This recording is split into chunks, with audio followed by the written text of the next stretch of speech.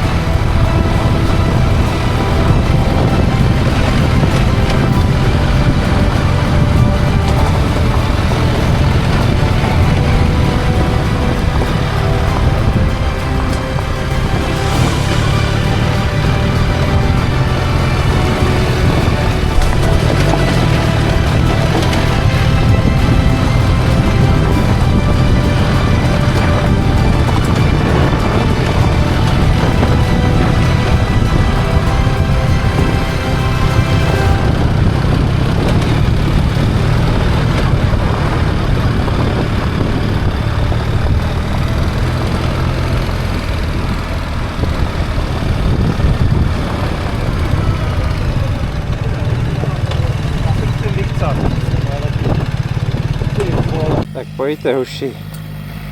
První kousek statečný. A naše překvapení roku je tady. Hrabeme se na Ploče v Bosně, 2228 metrů.